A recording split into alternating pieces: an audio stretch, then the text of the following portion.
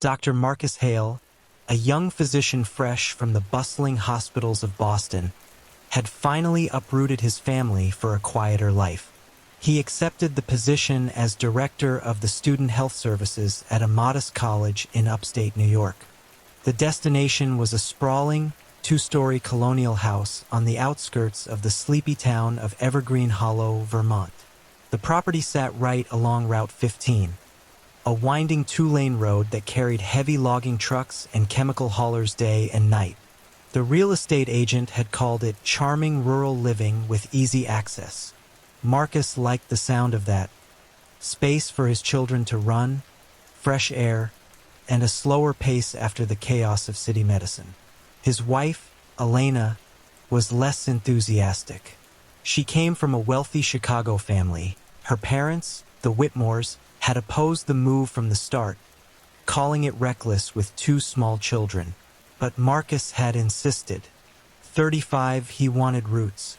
Their daughter Lila, a bright-eyed 5-year-old with a mop of dark curls, was thrilled about the big adventure. Their toddler son Ben, barely 2, mostly cared about his snacks and his favorite stuffed bear. And then there was Midnight, Lila's sleek black cat, who regarded the entire relocation with feline disdain.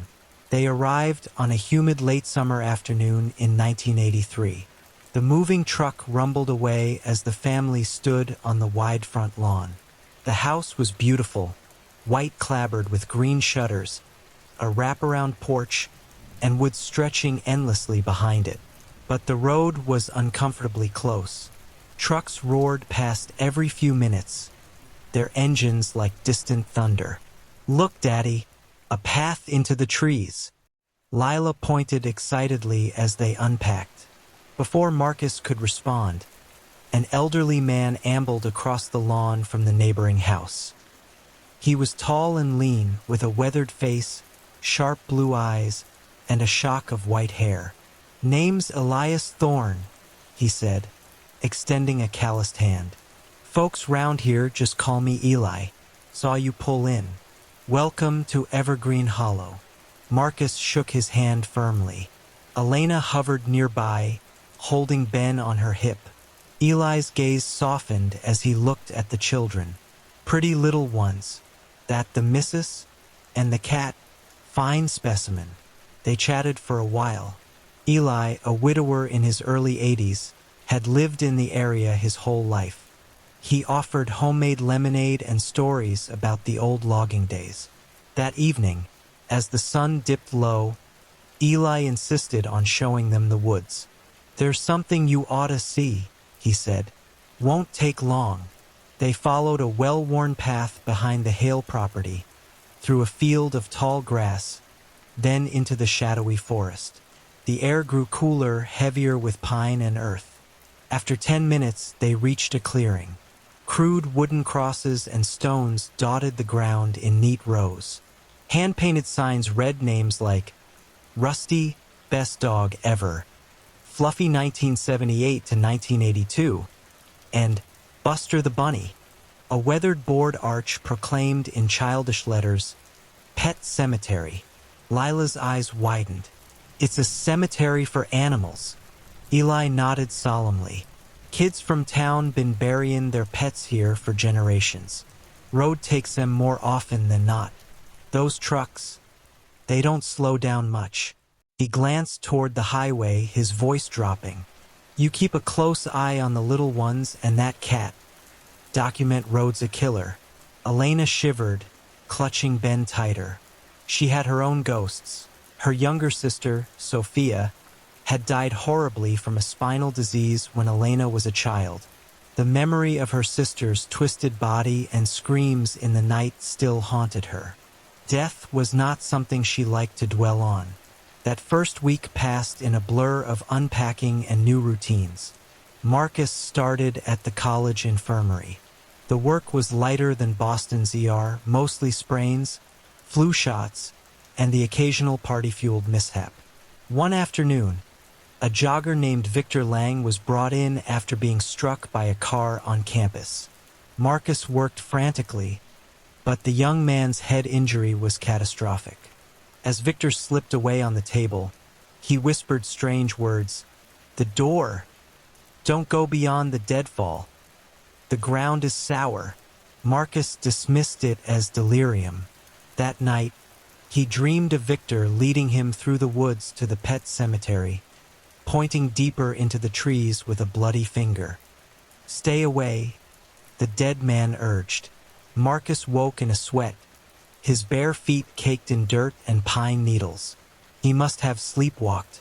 Elena worried, but he laughed it off. Halloween approached. Eli's wife, Martha, suffered a heart episode one evening. Marcus rushed over with his medical bag and stabilized her. The old couple was grateful. Friendship deepened between Marcus and Eli. The older man became a surrogate grandfather figure, filling a void since Marcus had lost his own father young. Thanksgiving came. Elena took the children back to her parents in Chicago for the holiday. Marcus stayed behind to cover shifts. Alone in the big house, he enjoyed the quiet, until midnight didn't come home one night. The cat was found the next morning, crushed on Route 15. Lila's screams echoed through the house when she learned. Marcus wrapped the stiff body in a towel, grief twisting in his gut. Eli appeared as if sensing trouble. "Come with me, son," the old man said quietly. "There's a place where things can be set right sometimes." Lena caught him outside. "You're stirring them up. These people have lived with the stories forever. The crosses keep it contained, they say, whatever it is." "Superstition," Ethan said, but his voice lacked conviction. "Crow's in Whitehorse now. Won't talk to anyone but a priest. Keeps drawing sheep heads. Says the devil wears wool." The twin bond tugged harder. Ethan felt it like an invisible thread pulled taut. He bought a rifle from a reluctant Frank at the inn. "For bears," he lied, and set out the next day. The crosses were simple. Weathered planks nailed together, some with faded red paint that might have been blood. He stepped between two. The temperature seemed to drop 10 degrees. The snow here was untouched, pristine. Trees loomed like judges. He hiked for hours, following the map to the gravesite. Yellow police tape fluttered from stakes. The holes were empty now, bodies gone, but the earth still looked violated. He knelt, gloved fingers tracing the frozen dirt.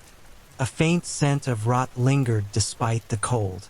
Then he saw it, a footprint in the snow beyond the tape. Fresh, boot tread identical to his own. Size 11. Liam's size. His size. "Liam?" he called. The word echoed strangely, as if the woods swallowed it and spat it back distorted. Deeper in, the trees thinned into a clearing. Ruins of the old village, collapsed cabins, a rusted pump from the mine head. Snow covered everything, but shapes protruded, bones. Human, dozens. The vanished 23, he realized. Preserved, arranged in a circle around a central pit. The mine shaft boarded over but cracked open like a wound. A figure stood at the edge of the pit. Turned. Liam. Same jacket, same haunted eyes. But the smile was wrong. Too wide, teeth too sharp. "Brother," it said, voice layered like two people speaking at once. "You came." Ethan raised the rifle. "Liam." "Not anymore." The thing stepped closer. Snow didn't crunch under its boots. "The devil took me last year, offered me power. No more running, no more prison, just freedom. But it costs. Souls. I gave 8. Crow gave the rest." He was weak, easy to wear like a coat. Ethan's finger tightened on the trigger. The twin thread burned now a live wire. He felt echoes of hunger, of cold ecstasy, of something ancient and starving uncoiling in his own mind. "You're not him," Ethan whispered. The doppelganger laughed. Its face rippled, sheep horns curling briefly from its forehead before vanishing. "We're twins. Same blood, Same soul split in two. The devil likes mirrors. Come join me. Past the pale. Bone pale. Empty and full at once. Ethan fired. The shot cracked the silence. The thing staggered but didn't fall.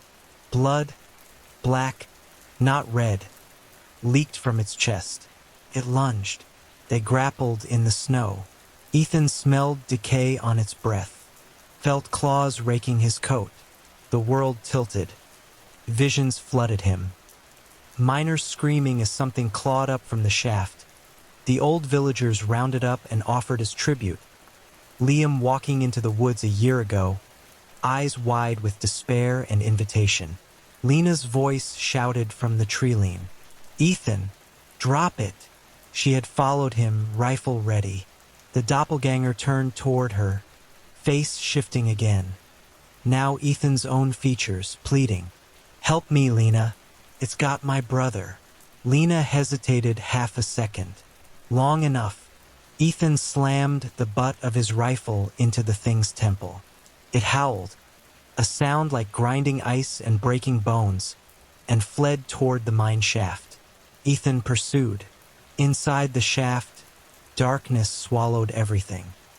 His flashlight beam caught the doppelganger at the bottom, crouched over something. Liam's real body, emaciated, eyes open but vacant, skin pale as bleached bone. The true Liam, the vessel the devil had used until it needed a stronger one. The creature rose, no longer pretending. Horned, woolen wolf beneath. Take my place, it hissed, or become the next eight. Ethan felt the pull, the ancient hunger whispering promises. For one terrible heartbeat, he saw himself walking out of the woods, wearing Liam's face, heading back to Vancouver to start the cycle anew. He raised the rifle and fired until the magazine clicked empty. The thing shrieked and collapsed into the shaft's depths. Rocks shifted. A low rumble built, the mine groaning awake again. Lena dragged him out as the entrance caved. Dust and snow billowed. They lay panting on the ground while the woods fell silent. Back in town, the locals watched them with new fear. Frank muttered, "You woke it again." Mrs. Whitaker crossed herself. Ruth at the diner refused their money for coffee. Lena drove Ethan to Whitehorse the next day. Crows raving about sheep and mirrors now. Says the devil's loose again. They'll send a team to the old village, but... She trailed off. You saw it too, didn't you? Ethan stared at the road ahead. The twin thread was gone. Just an ache. I saw my brother. What was left of him? He flew home 2 days later. The news reported the mine collapse as a natural event. No mention of devils or doppelgangers. Dread's reach settled back into its frozen silence, crosses still standing. But sometimes, late at night in Vancouver, Ethan woke to a whisper in the dark. His own voice or Liam's, impossible to tell. Come back. The woods remember. He never did. But the pale mark on his wrist, the one that appeared the night of the cave-in, cold and bloodless, never faded. And when he looked in the mirror too long, his reflection sometimes smiled a second too late. The devil didn't need the Yukon to hunt. It wore many coats now. Some souls, once touched, stayed bone pale forever.